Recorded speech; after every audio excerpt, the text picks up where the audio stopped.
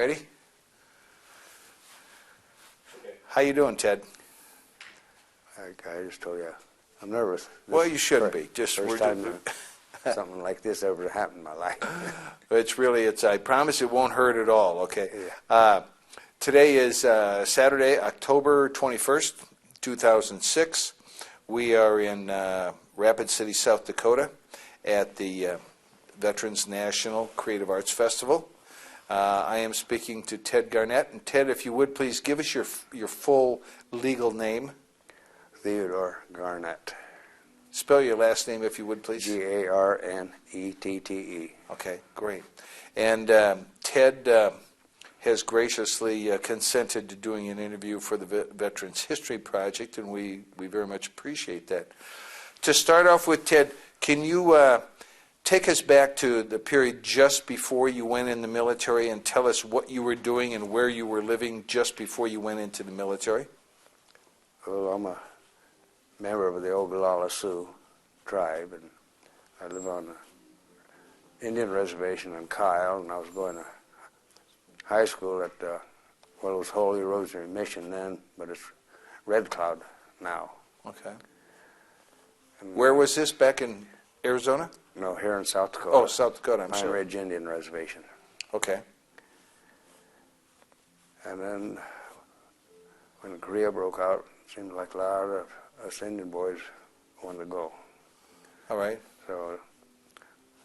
Were you drafted or did No, you volunteer? We quit high school and joined about maybe 6 of us, all relatives, all went in service.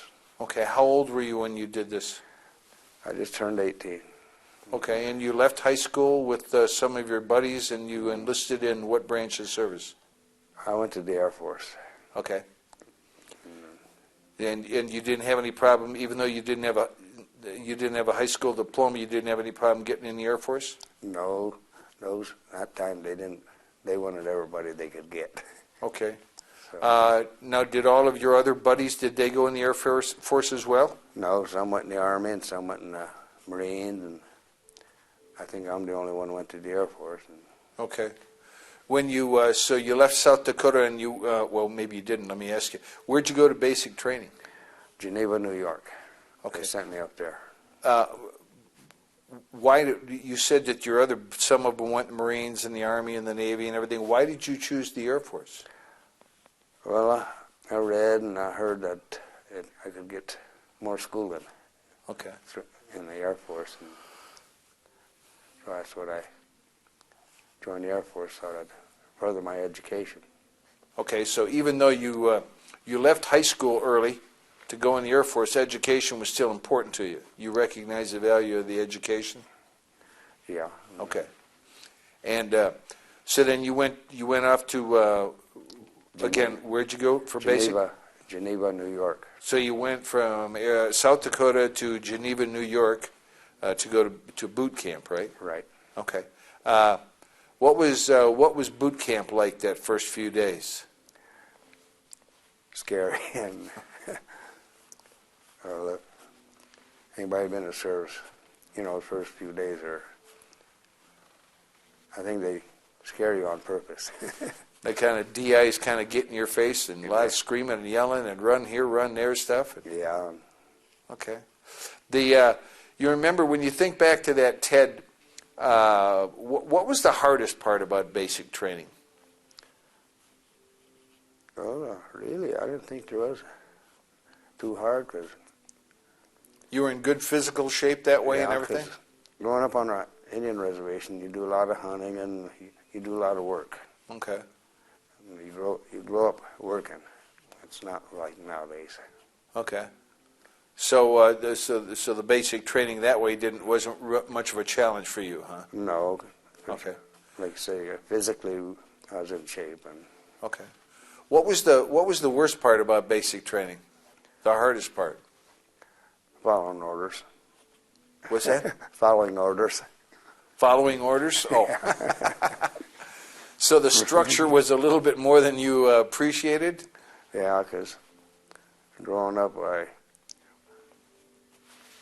we never did, we knew what we had to do and stuff, and they didn't have folks didn't have to tell us to do, you know. And So you were more of a free spirit when you were back on the reservation then, huh?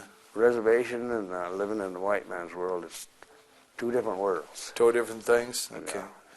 Yeah. So how long were you in basic training then? 3 months. Okay. A lot of times when you talk to veterans and you talk about basic training, they all seem to, or many of them seem to have a story or something that they remember from basic training that always pops in their mind. Do you remember anything in particular about basic training? Yeah, I surprised them with my shooting. Your shooting? Because on reservation, we wanted meat, we had to go out and hunt it. Okay. So you were a pretty good marksman. Yeah, when it was big enough to carry a rifle, we was out hunting. Uh-huh. And so I think it surprised them, and small as I am and everything, and I was a pretty good shot. And that kind of surprised them? I think it did. Okay. Because I think I was about the smallest one in our whole outfit. All right. But with that weapon, you were pretty darn good, huh? Yeah, I was. Okay. Did they put you into any competitions or anything? No. Okay. But they just made mention of the fact that you were pretty good with a weapon? Don't pick on this guy? After I got out of boot camp and they sent me to radio school, and then they used my expertise. Oh, okay. When you got out of boot camp, did you get to go home on leave at all? Yeah. Okay. Went home got out 22nd. Got home the 23rd, Christmas Eve. Okay. When you came home with the uniform on, did everybody look at you a little bit differently then? Oh yeah, they showed proud of me and showed respect. And I wasn't old enough to drink in a bar, but they served me because I was in uniform. You're old enough to die for your country. You're old enough to have a beer in my place, right? Something Right. like that. Yeah. Now Native Americans have always had a special place in their heart and their spirit for warriors. Do you think that when they saw you in your uniform, do you think that those feelings came out of just this kind of special person that you were? Yeah, and I think they're proud of us too, and they'd have a ceremony for us and present us our eagle feather. That was And the eagle feather was symbolic of what? was a warrior. A warrior. And that was a That's about a great recognition from those in the tribe, wasn't it? that's about the highest award you can get from the tribe. Okay. So that really made you a special person then. Yeah. Okay. So I would imagine all the young ladies probably suddenly took an interest in you. Oh yeah, a few of them did. We won't go there. So then after you had your break, your leave, then you went to Radioman School where? They sent me to Biloxi, Mississippi, to radio school. Okay. So you've been, let me see, you left South Dakota, you went to New York, stayed there for 3 months, came back to South Dakota, and now you're off to Biloxi, Mississippi. So far, the Air Force has taken you, over about 3/4 of the United States. Not a bad group of guys, huh? No. So far, huh? And now during this time that you were in, the Korean War was going on, right? Yeah. Okay. So when you went to Biloxi, Mississippi, and when you were in basic training, I'm sure it was probably interesting. It might have been fun, but there was a serious side to everything you were doing too, also. Yeah. Okay. Mm-hmm. What was the school like down in Biloxi? It was strict and interesting. I enjoyed it. And Okay. A lot of pressure to learn, to do Yeah. well. yeah, Okay. because you wouldn't be just good as the next guy, and Yeah. or you try The- your best. when you were in basic training, when you're in basic training, you don't have an awful lot of time to yourself. But when you go to your other schools, they sometimes things get a little bit more relaxed, and you have some time to yourself. What did you guys do for social life? I would go in town or go to an enlisted club. Okay. You made mention just a little while ago about the worlds being different between the reservation and the white man's world. Did you have any problems when in the military about operating in the white man's world, or were you just accepted as one of the guys? Well, at that time, everybody they accepted as one of the guys because they wanted people for get them through there and send us overseas. And Okay. So they were looking for warm bodies, and you qualified, right? yeah, Okay. So then how long were you in radioman school? I think it was about 8 months. And Okay, so that was a long school. That was a pretty It was. extensive school? it was Okay. What exactly were you being trained to do? intercept operator. Intercept messages from one place to another? Right. Okay. Listen to the enemy, in other words. Right. Okay. And so you were in school for 8 months. After you were done with that school, did you go home on leave again, or where'd Yeah. you go? I went home on leave and Okay, for another, for how long? 30 days. Okay, and then where did you go after that? They sent me to North Africa, Tripoli, North Africa. North Africa now? Yeah. Okay. So now you're not only traveling around the United States, you're traveling around the world. I take it that's the first time you'd ever been out of the United States? Yeah. All right. Were you a little apprehensive about going to Africa? Well, it was new, and we didn't have no choice, you know. And when we got our radio school, they give us, write down where you would like to go overseas, but You wrote down Wrote down. Africa? nope. I wrote England, but England? in Africa.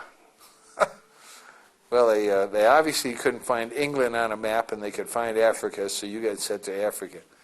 Where were you living there?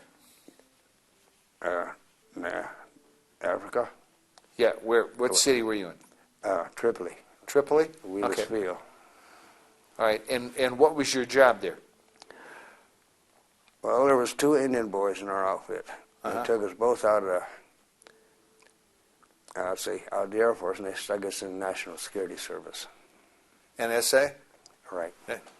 Well, they took you out of the Air Force? More or less. Or they reassigned? Did Yeah. you get discharged from the Air Force? No, but they just put us in that.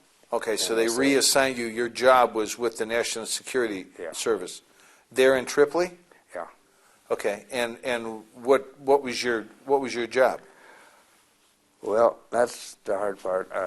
Was classified, Oh, okay. and But it had to do with national security?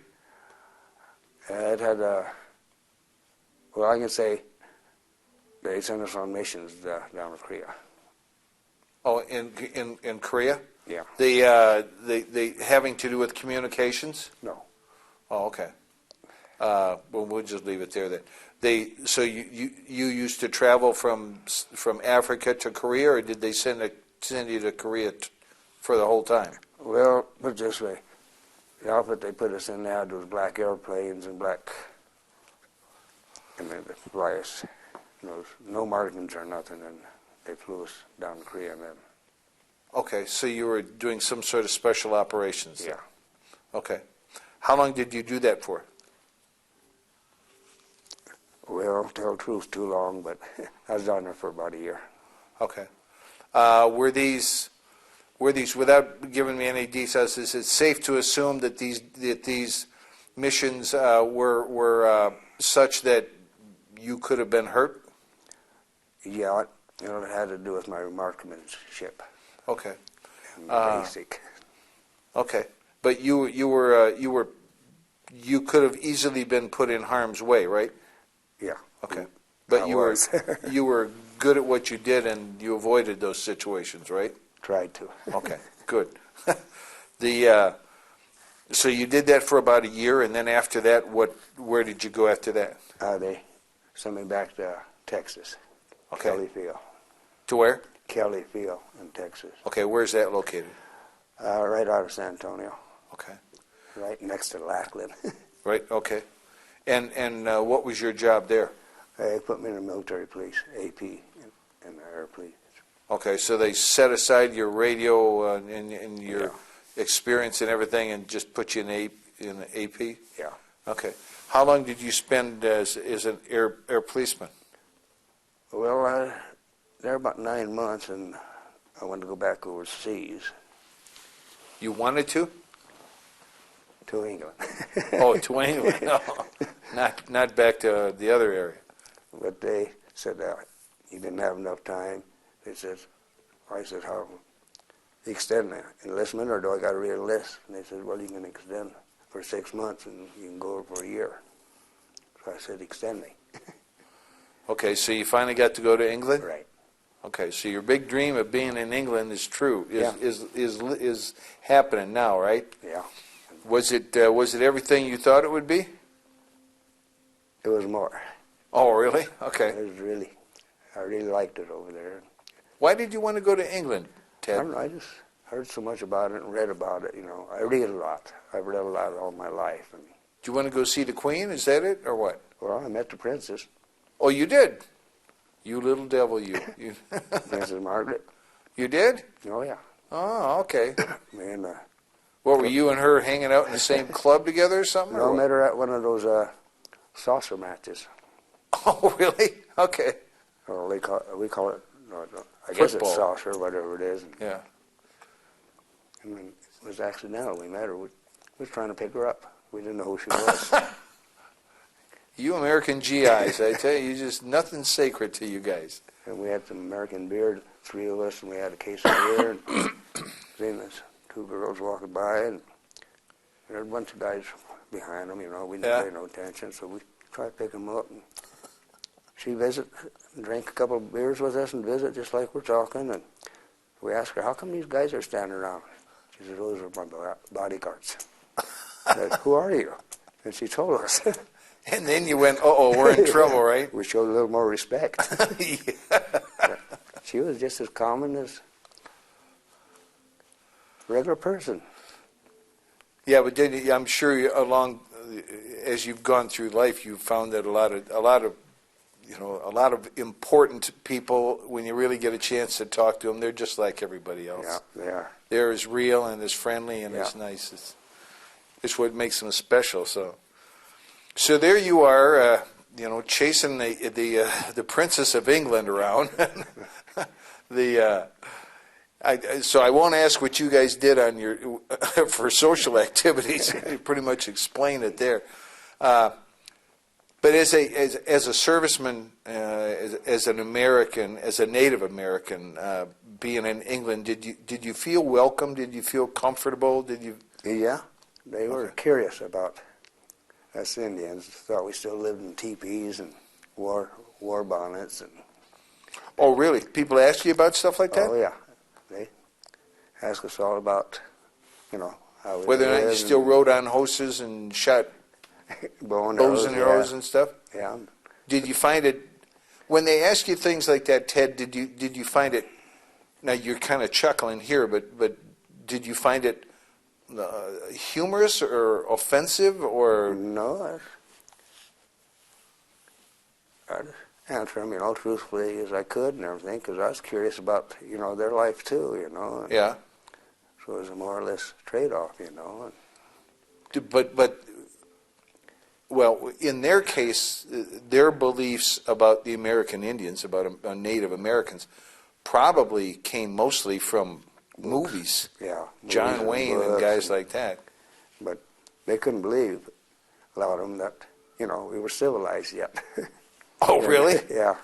They figured we were still living in teepees and hunting buffalo and carrying bow and arrows, Not that there was anything wrong with that, but, you guys had progressed to, houses and condos and, Even had electricity. yeah, electricity and telephones, and now when you went to shoot a buffalo, you had to buy a hunting license or some darn thing.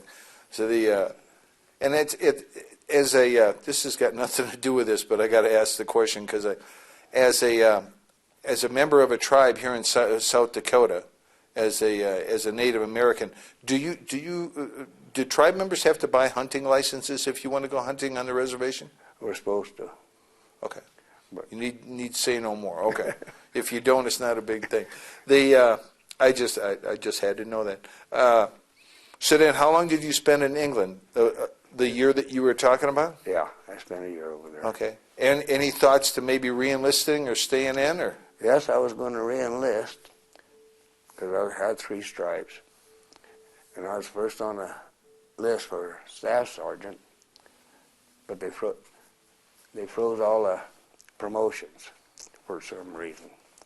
Or, Is this as the Korean War came to a halt? yeah, all Okay. everything. And so they froze all promotions, and I was the first one on the list for staff sergeant, and made me mad. So then you couldn't re-enlist, and so you decided to go home? Yeah. Okay. Were you able to take any of the experience and any of the training and the experience that you got in the military? Were you able to take that with you into a civilian capacity? No. None of the stuff I did. Okay. When you came back to South Dakota, then what did you do for a living? Well, my mother married a white guy from back east, and they were living in Illinois. Okay. So I went to Illinois. All right. From South Dakota to Illinois? So see, my grandmother raised me since we was babies. Okay. Me and my brother. Because my mother, she was out seeing the world. Okay. But when I got discharged, I went back to see my mother, Okay. and I worked back there. Back in Illinois? Yeah. Doing what? West Clock. Okay. Watched in clock factory for a while. Then I worked in the garage mechanic. Okay. So how much time did you, what was the total time you spent in the military? 4 years, 28 days. Okay. And, well, because of the fact that you served time in the military, there's certain benefits that you've derived. Did you ever get a chance to use your GI education benefits and go to school? No, I started drinking. Okay. Did you ever have a chance to purchase a house using your GI home loan? I put in for the loan and everything, and they approved it, but I was on that liquor too much. And Okay. Did you ever have occasion, or did you ever have the experience or the need to use the VA medical system? I never did think about using it till after I got older. Okay. 'Cause, Have you used the VA medical system during your life? oh yeah, I've been using it now about 17, 18 years. Oh, okay. Your experience, just from your personal experience, Ted, how would you characterize the service and the care that you've been given by the VA? Is it lousy, terrible, wonderful, excellent, okay, what? I think it's the best I've ever had. It's better than an Indian hospital. Okay. And I've had good, they take care of me real good. If you knew another veteran that needed medical care, would you hesitate to tell him or her to go to the VA? Heck no. I even tried to get my brother to go. Okay, that's good. Are there any regrets that you have about having served in the military? No, not really. Well, maybe so what I had to do, but Okay. otherwise I was proud of Do I'd you done it. Do you think your military experience has had a positive or a negative effect on your life? Well, I guess when I first got out, I'd say I was mad at it, mad at myself for going in and doing what I did. But yet, overall, now, after all of these years, would you say that the military experience had been a positive one, or has Yeah. had a positive effect on your life, or It negative effect? has, and I grew up a lot. And Okay. If you had the opportunity to sit down with a group of young adults today, maybe looking for some advice about what to do with their life after high school or whatever, how would you tell them to consider the military as part of their life's plan? I'd try to talk them into going. Okay. Nowadays, you get out there, you do your tour, you can go, they'll pay your tuition to go to school. Mm-hmm. And it's Plus, worth it. nowadays, when you go in the military, you sign up, you get a big sign-up bonus, don't you? Yeah, Yeah. that's true too. Not like you. I don't know about you, but I didn't get a signing-in bonus. I didn't. No. I have one more question that I want to ask, but before I do that, is if there's anything that you want to mention as part of this interview, any stories you want to tell us, or anything you want to say to make it part of this interview? No, I wish I could, but I had to sign that paper when I got discharged, that Secrecy Act and stuff, you know. And Well, you need to check on that someday, because on a lot of that stuff, the statute of limitations runs on that, and after 7 or 9 years, it's. But rather than take a chance at it, we'll just well, leave they it told where me- it is. They told me I'd be in effect the rest of my life. Okay. And then what makes it bad, though, I don't have no ribbons or nothing either, because they said all of my records are sealed. Yep, you're not going to be recognized for stuff like that. But there are people that if you ever needed any of that information to validate your claims with the VA and whatnot, they have people that can look at those records. They can go to the Department of Defense and they can unseal those records and look at them. And I think the VA down here in Hot Springs has done that. good. One nurse was asking me questions one day. And there's a new nurse, and she was reading off of there. And she says, "Oh, I see you in Korea." I said, "Yeah." She says, "What'd you do down there?" I said, "I shot people." She looked at me. She said, "What? No, I mean it really. What'd you do?" I said, "I shot people." She looked back down and she says, "Oh, you was classified." Oh, yeah. So she changed the subject. At some point in time, somebody might be doing some research about what it was like to be in the Air Force, what it was like to be, in the Korean War, what it was like to meet the Princess of England and offer her a beer or whatever it was. But they'll go to the Library of Congress and they're going to see your name on this tape, and they'll listen to this tape, this conversation, this interview. When they're all done listening to this and they're listening to you tell your story your way, Ted, how would you like them to think of you? Well, kind of like to be proud of what I'd done my duty for this country. I wasn't afraid. Well, I was afraid, yeah, but I wasn't afraid to join up. Would you like them to think of you as I don't think there'd be any question about your bravery, by the way. Would you like them to think of you as somebody that was proud that they answered their country's call, and if they had to and they could, they'd do it all over again today? I would. All right. Except now, of course, the Princess of England is a little older. And, No, she's dead. She Oh. died. well, there might be another one over there now. So. Yeah, there's Princess Anne, yeah. Yeah. Seriously, thank you very much for taking time and your patience to come in and do this interview with us. How are you? Now you're participating in the Veterans in the Creative Arts Festival, right? Yeah. In what aspect? Are you an artist or are you a performer? I done beadwork. You did what? Beadwork. I done Okay. that- Oh, that's right. I saw that big- pictures of yeah. That big eagle. Yeah. Gorgeous stuff. Yeah. Well, good luck with that. You obviously have some very unique talents that way, and Well, when I sobered up, quit drinking, because I was an alcoholic, and I quit drinking, I had to find something to do.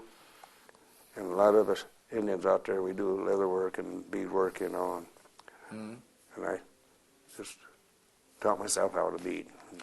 well, you obviously taught yourself well, and I would venture to say that you could you'll bring a lot more pleasure to people with your beadwork than you're going to bring to them by emptying a few more bottles of beer. So I know. stay on the straight and narrow, and good luck to you in the future.